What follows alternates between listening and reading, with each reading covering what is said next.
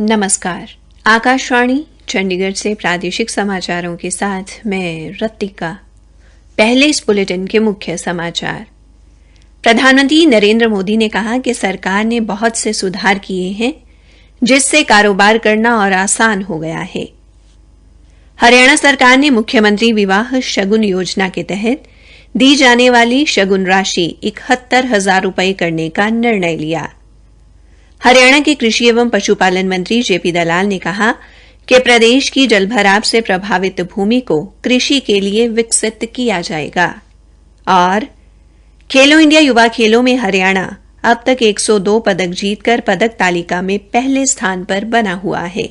अब समाचार विस्तार से। प्रधानमंत्री नरेंद्र मोदी ने कहा कि सरकार ने कई सुधार किए हैं जिससे कारोबार करना और आसान हो गया है। एक ट्वीट में श्री मोदी ने कहा कि विकास की गति को धीमी करने वाले कई पुराने कानून खत्म कर दिए गए हैं। सुधार, कारगुजारी और परिवर्तन के मंत्र के साथ भारत विश्व में सबसे तेजी से बढ़ती अर्थव्यवस्था के रूप में उभरा है। प्रधानमंत्री ने गत 8 वर्षों में कारोबार को सुगम बनाने के क्षेत्र में व्यापक समृद्धि के प्रसार एवं उद्यमिता को प्रोत्साहन देने के लिए किए गए सुधारों का विवरण साझा किया। उन्होंने माईगोव के ट्विटर अकाउंट और अपनी वेबसाइट व नमो ऐप पर प्रदर्शित लेख भी साझा किया। हरियाणा सरकार ने मुख्यमंत्री विवाह शगुन योजना के तहत पात्र व्यक्तियों को दी जाने वाली शगुन राशि में वृद्धि की है। योजना के तहत गरीबी रेखा से नीचे जीवन यापन करने वाले अनुसूचित जाति के परिवारों को कन्यादान के तौर पर अब 71,000 रुपये की राशि दी जाएगी। सामाजिक न्याय एवं अधिकारिता विभाग के प्रवक्ता ने बताया कि इस योजना के तहत शगुन के तौर पर 66,000 रुपये की राशि शादी के अवसर पर तथा 5,000 रुपये की राशि शादी के 6 महीने के भीतर शादी रजिस्ट्रेशन कार्यालय में आवेदन जमा करने के बाद दी जाएगी। उन्होंने बताया कि समाज के सभी वर्गों की विधवाओं, तलाकशुदा, अनाथ, बेसहारा औरतों जिनकी वार्षिक आय 1,80,000 रुपये से कम हो को उनके बच्चों की शादी के लिए 51,000 रुपये की राशि दी जाएगी। उन्होंने बताया कि सामान्य एवं पिछड़े वर्ग से संबंधित गरीबी रेखा से नीचे जीवन यापन करने वाले जिन व्यक्तियों की वार्षिक आय 1,80,000 रुपये से कम है उनकी लड़की की शादी के लिए 31,000 रुपये की राशि दी जाएगी। हरियाणा के मुख्यमंत्री मनोहर लाल ने राज्यसभा चुनाव जीतने वाले भारतीय जनता पार्टी के सांसद कृष्ण लाल पंवार और निर्दलीय चुनकर आए सांसद कार्तिकेय शर्मा को बधाई दी है। उन्होंने कहा कि यह हरियाणा की जनता की जीत है। दोनों सांसद राज्यसभा में जाकर हरियाणा के हितों को उठाएंगे। मुख्यमंत्री ने अल सुबह 2 बजे स्वयं हरियाणा विधानसभा पहुंचकर नवनिर्मित सांसदों को बधाई दी। एक सवाल के जवाब में मुख्यमंत्री ने कहा कि हरियाणा विधानसभा में कुल 90 विधायक हैं। राज्यसभा चुनाव के दौरान एक विधायक ने वोट नहीं डाला, जबकि कांग्रेस के एक विधायक का वोट रद्द हो गया। ऐसे में कुल विधायकों की संख्या 88 बनती है। राज्यसभा में जो भी उम्मीदवार कुल संख्या का 1/3 वोट ले जाएगा वो जीत जाएगा। इससे नीचे रहने वाला उम्मीदवार हार जाएगा। इस हिसाब से 88 विधायकों का 1/3 करीब 29 बनता है। मुख्यमंत्री ने कहा कि पहली और दूसरी वरीयता मिलाकर दोनों उम्मीदवारों के नंबर इतने बनते हैं, जबकि कांग्रेस के उम्मीदवार के इतने नंबर नहीं बनते।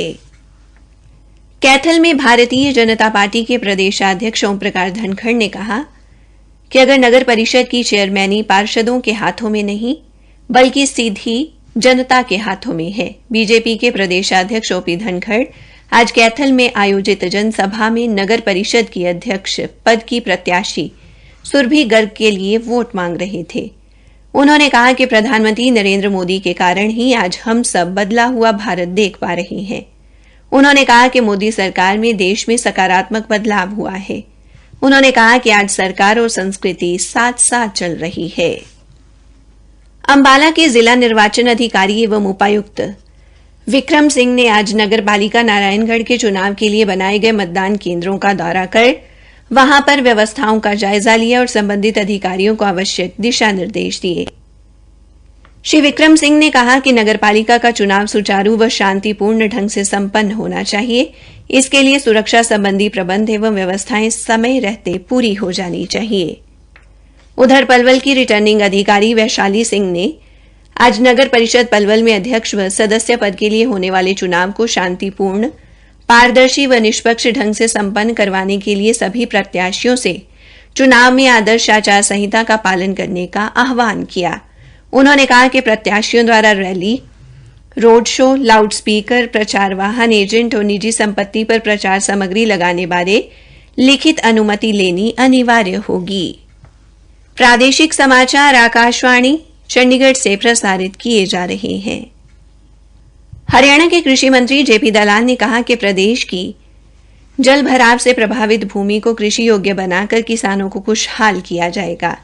इसके लिए सौर ऊर्जा पर आधारित वर्टिकल जल निकासी प्रणाली को जल भराव वाले क्षेत्रों में लागू किया जाएगा, जिससे बारिश व सेम का पानी निकालकर ड्रेन में डाला जाएगा।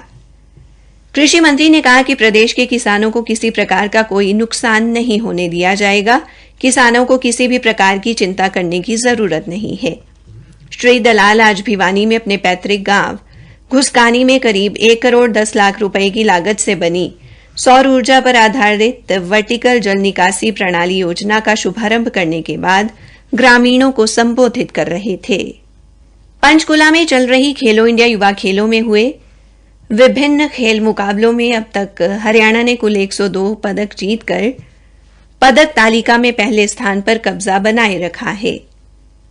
हरियाणा ने अब तक 36 स्वर्ण, 30 रजत व 36 कांस्य पदक जीते हैं। वहीं महाराष्ट्र 34 स्वर्ण, 31 रजत व 25 कांस्य पदक जीतकर कुल 90 पदक लेकर दूसरे स्थान पर है। कर्नाटक 17 स्वर्ण, 12 रजत व 16 कांस्य पदकों के साथ तीसरे व मणिपुर 13 स्वर्ण, 3 रजत पदक तथा 4 कांस्य पदकों के साथ चौथे स्थान पर बना हुआ है। पलवल पुलिस ने एक ट्रक में 224 किलो 20 ग्राम गांजा पत्ती छिपाकर ले जा रहे 2 तस्करों को गिरफ्तार किया है। पकड़े गए आरोपियों की पहचान छायसा निवासी रफाकत अली व इखलास के तौर पर हुई है।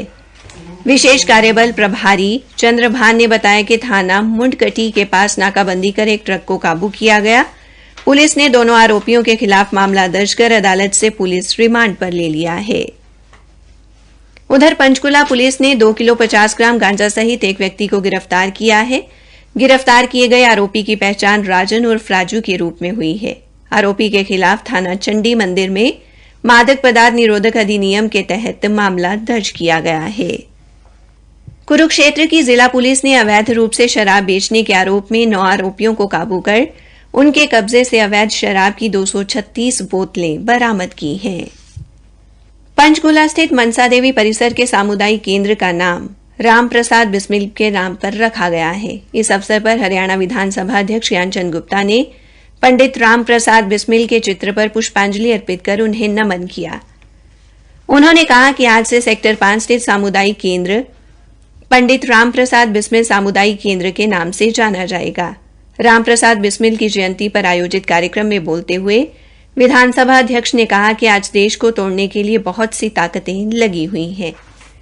उन्होंने कहा कि हमें देश को इतना शक्तिशाली बनाना है कि देश को नुकसान पहुंचाने वाली कोई भी ताकत भारत की तरफ आंख उठाकर भी न देख सके। नूंह जिले में 19 से 21 जून तक पल्स पोलियो अभियान चलाया जाएगा। उपायुक्त अजय कुमार ने बताया कि इस अभियान के तहत जिले में 5 वर्ष तक के लगभग 2,92,000 बच्चों को पोलियो रोधी दवा पिलाई जाएगी। अंत में मुख्य समाचार एक बार फिर। प्रधानमंत्री नरेंद्र मोदी ने कहा कि सरकार ने बहुत से सुधार किए हैं जिससे कारोबार करना और आसान हो गया है। हरियाणा सरकार ने मुख्यमंत्री विवाह शगुन योजना के तहत दी जाने वाली शगुन राशि 71,000 रुपए करने का निर्णय लिया। और खेलो इंडिया युवा खेलों में हरियाणा अब तक 102 पदक जीतकर पदक तालिका में पहले स्थान पर बना हुआ है।